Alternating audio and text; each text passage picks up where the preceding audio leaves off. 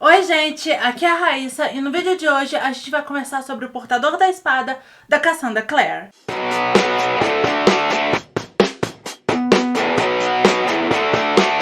Portador da Espada é uma publicação de 2023 da Galera Record e tem tradução de Karine Ribeiro. Esse livro é o primeiro volume da série Crônicas de Castellane, que está sendo anunciada enquanto a primeira série de fantasia épica e a primeira história adulta da Cassandra Clare. Para quem não conhece a Cassandra Clare, ela é a autora dos livros dentro do universo que hoje a gente chama de Crônicas dos Caçadores de Sombras, que começou lá atrás com Cidade dos Ossos e hoje se tornou um grande e gigantesco esquema de pirâmide e é voltado para um público mais jovem adulto. Já tem resenha de alguns livros dentro desse universo dos Caçadores de Sombras aqui no canal. Eu vou deixar os vídeos, se couberem, nos cards, mas todos vão estar listados na descrição do vídeo.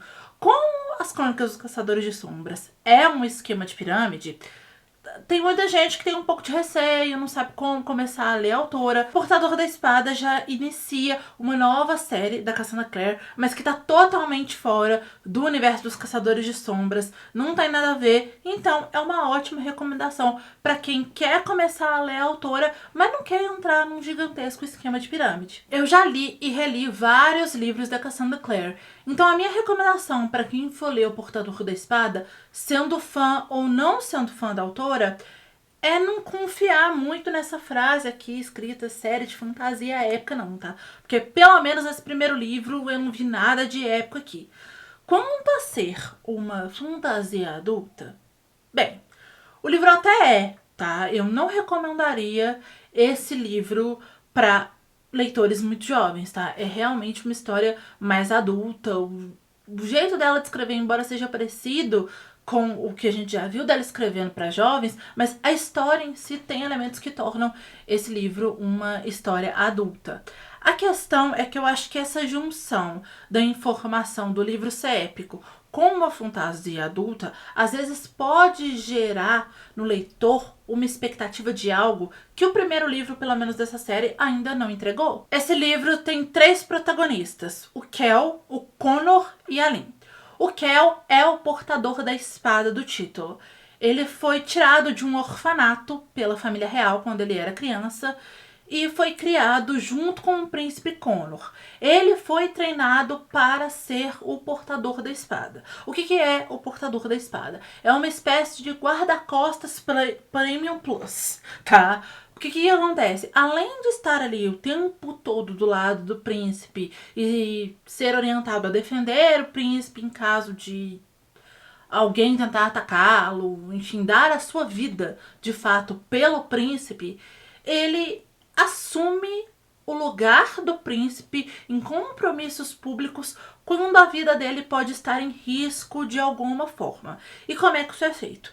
Lá atrás, quando ele era criança, o Kel passou por vários procedimentos, rituais, enfim, para ficar um pouco mais parecido com o príncipe. Então, no dia a dia dele, quando ele está de Kel, ele já é muito parecido com um príncipe. Mas para ele assumir de fato a aparência do príncipe, quando ele está tomando o lugar do Connor, não é uma informação difundida, né? É um segredo. Só pessoas ali muito próximas à família real que têm essa informação. Ele utiliza um medalhão que faz com que quem esteja vendo ele ache que ele é o Connor. E aí, quando ele está, né, com a aparência dele mesmo ali, para justificar a presença dele em roda do Connor e para justificar o fato dos dois serem muito próximos e terem sido criados juntos, é dito para as outras pessoas que ele é um primo do príncipe. O Connor é o príncipe da cidade-estado de Castellane.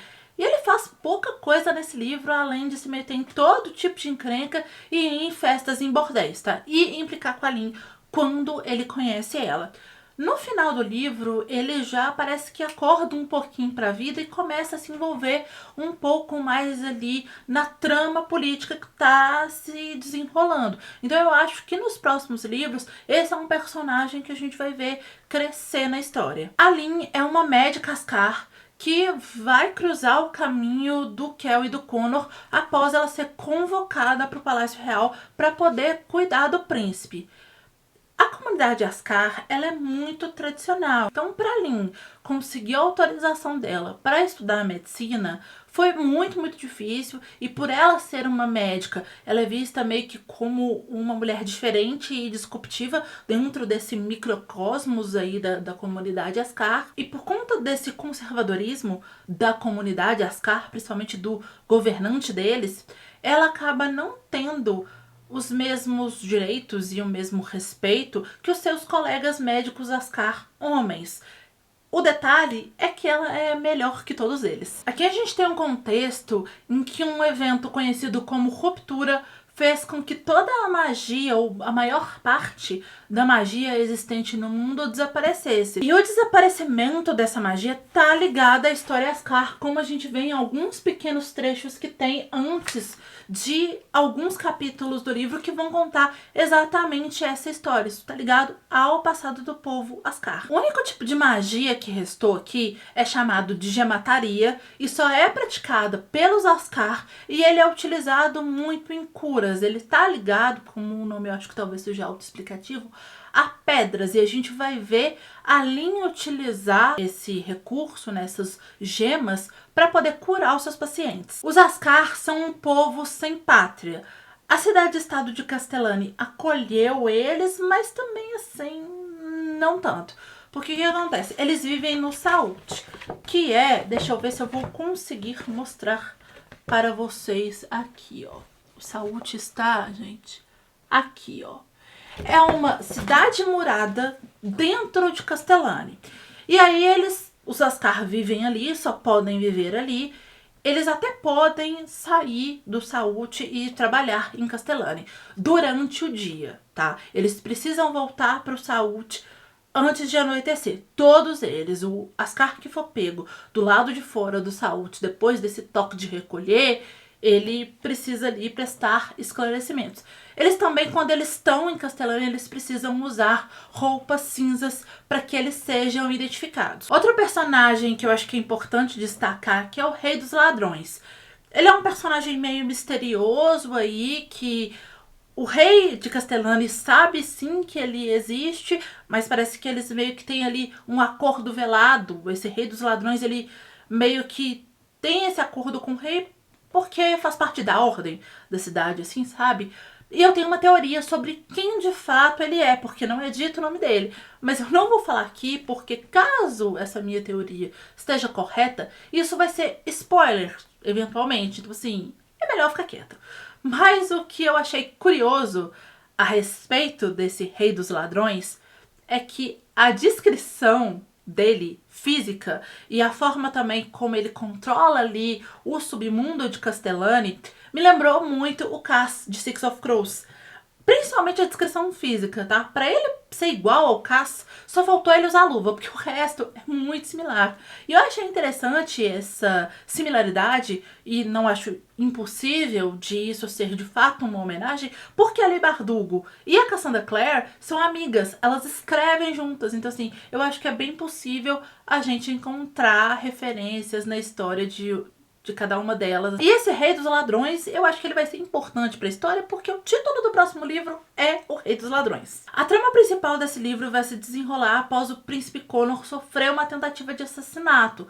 E aí o Kel vai ficar intrigado ali com a forma como aquilo aconteceu e vai começar a investigar e vai ir fundo ali em tramóias políticas do reino, coisas meio estranhas que acontecem do jeito meio estranho, pessoas meio suspeitas, e vai ali acabar percebendo que aquilo ali não foi uma mera tentativa de assassinato. A Lynn também está fazendo a investigação dela, que está relacionado a essa magia e a forma como essa magia desapareceu, ao próprio funcionamento dessa magia. E o Rei dos Ladrões vai aí entrar nesse meio, oferecendo para os dois exatamente o que eles precisam no momento em que eles precisam. E aí eu acho que tudo isso está relacionado, tá? Eu acho que nos próximos livros a gente vai ver todas essas tramas se relacionando, tá? Isso aqui não me parece serem coisas desconexas. Eu acho que tudo isso aqui vai colidir em algum momento. E aí eu acho que talvez a gente veja o épico de fato que esse livro prometeu e que no primeiro livro ainda não entregou. Eu gosto muito da escrita da Cassandra Clare, ela é uma das minhas autoras favoritas da vida. Então quando eu vi que ela estava lançando uma série fora do universo dos Caçadores de Sombras, eu fiquei muito curiosa para ler.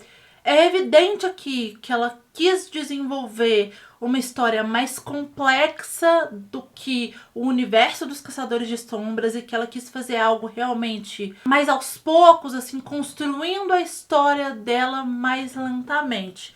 Só que construir uma história mais lentamente não é o mesmo que nada acontecer. E páginas desse livro se passam em que pouquíssimas coisas relevantes acontecem.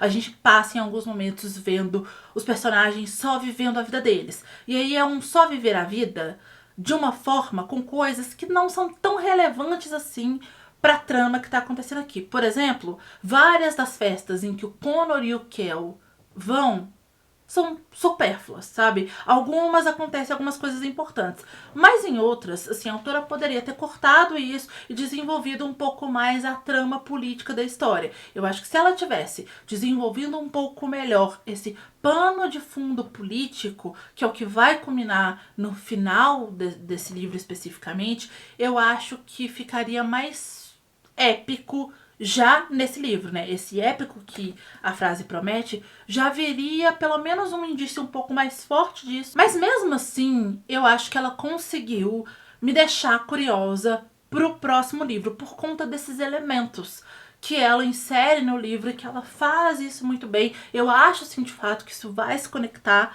num próximo livro. Então, assim, eu tô muito curiosa pro próximo livro. O Portador da Espada não é o melhor livro da autora que eu li, mas eu acho que é uma série que tem bastante potencial de evoluir, de se tornar algo de fato grandioso e de fato épico. Se você já leu O Portador da Espada, me conta nos comentários o que você achou. Se você gostou desse vídeo, clica muito em gostei aqui embaixo para me ajudar na divulgação, compartilha ele para os seus amigos e se inscreve aqui no canal se você não for inscrito. Não deixe de me seguir em todas as redes sociais, todos os links como sempre estão no box de informação. Se você for comprar livros ou qualquer coisa, por favor, compra na loja da sua preferência, utilizando os meus links que também ficam na descrição do vídeo. Essa é uma forma de vocês apoiarem o meu trabalho sem gastar nenhum valor a mais por isso, então te agradeço demais. Assiste esses dois vídeos que estão aqui do meu lado, que eu acho que eles podem te interessar. É isso, beijo, tchau e até o próximo vídeo.